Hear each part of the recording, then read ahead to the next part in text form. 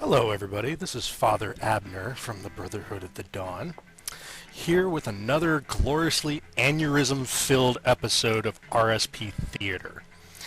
Tonight we're going to be bringing you the Luvebunnie.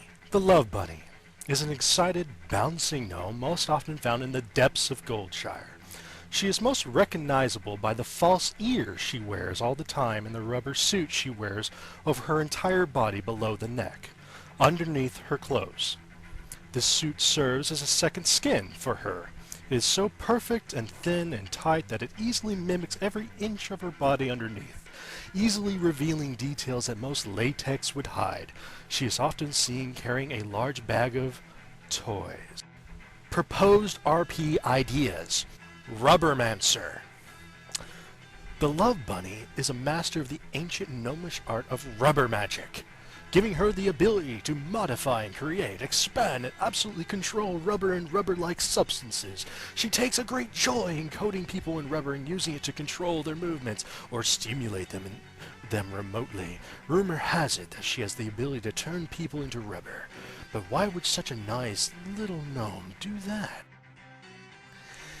We come to our last bit of the RSP, the Gnomish Anal Inspector. Thank God.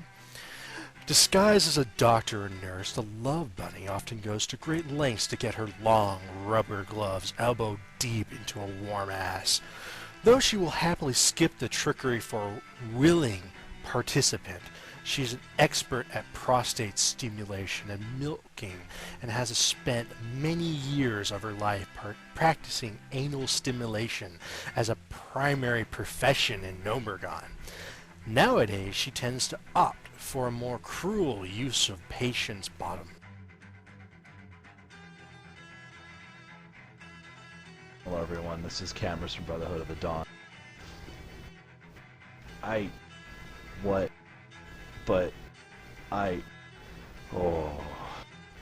The Lovebunnie. So, apparently, it's okay just to wander around in Goldshire. First of all, this is a bad idea without, at least a shot of penicillin handy.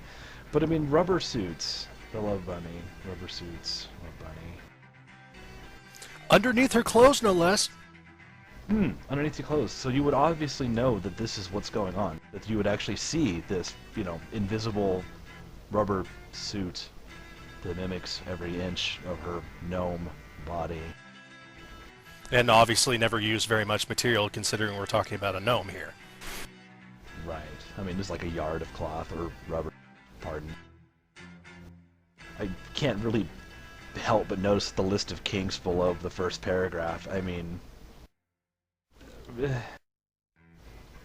is why I ask you to bring me the horrible, bad dragon role players. It's so much more easy for me to rage and not lose. With this, I'm just raging and losing. I didn't even laugh.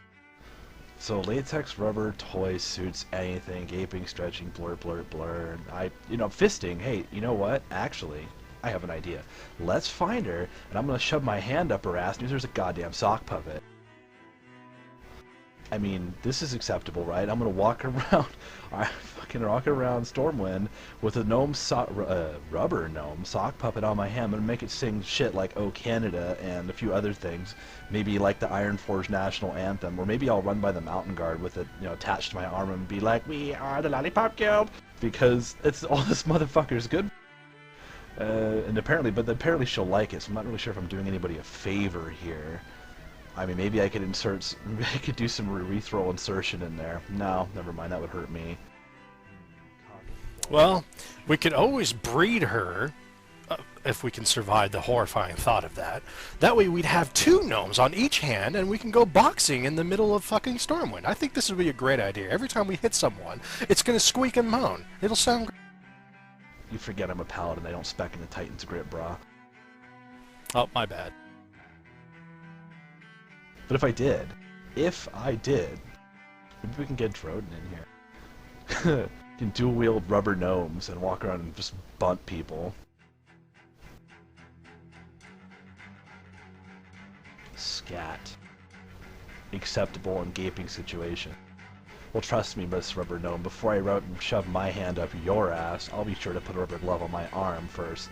But then I'll probably have to burn the limb off. Completely. It's okay, though. I'm pretty sure. Stay where you belong, bitch! Now I'm going to give the floor again to Camrys because, again, I think I'm going to have to go find small animals and make fur coats out of them to actually wipe this out of my mind. You know, I hear mink are really good for that. And rubber gnome. Oh, what? The rubber magic. Rubber magic. Rubber magic. You know, at one point in time, I'm pretty sure, like, when somebody might have invented rubber, they might have considered it to be some kind of magical thing until, you know, the perverts got a hold of it, of course. Then we have things like this.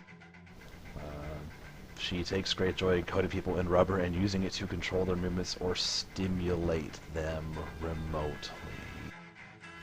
I want to know how one stimulates somebody remotely with rubber. To me, the idea, you know, that someone would be coated in rubber would mean that you'd have to kind of superheat the shit up so it would be malleable enough to actually coat somebody with. So, rubber has kind of a high melting point, doesn't it? In fact, I'm going to Google that right now. 208.4 degrees Fahrenheit. 208 degrees melts rubber. Okay, so with this in mind, our melting point of rubber is 208 degrees Fahrenheit. In order to coat something with rubber, you have to melt it to the point of it being 208 degrees. I believe third degree burns start somewhere around 200-ish. Or at least you could get them. Maybe at least some secondary ones. That's pretty nasty, though. So by the time you actually coated somebody with rubber, before you even thought of remotely stimulating them, smart guy, you would have burned off every single nerve ending in their body, along with any bodily hair, because that's going to stink as if melting rubber doesn't smell bad enough. And then tried to stimulate them sexually with this horrible torture you just visited on this person. You know, actually, the only thing worse than this is the urethral insertion thing, or I just, you know, have envisioned just horrible scenarios from people that I really dislike. But yeah, I heard you say it. You said, gnomish anal inspector. Thank God. You've been caught, sir. Rubber-handed. Anyway. Can I comment on the fact that there's probably no such thing in lore as this, or just not ride that train on? Because I think we're pretty much so far past, you know, the lines of what is believable.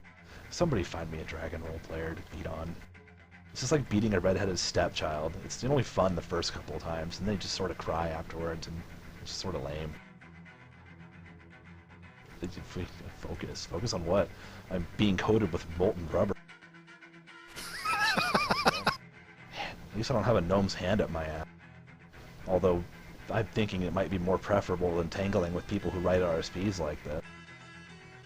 Well, she must have worked as an assistant with some of those high tinkers that apparently, for some mysterious reason, have this really good jolly about making inventions that apparently rape you.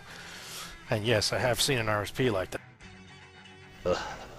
Abner, you said tinker. Why do you do these things?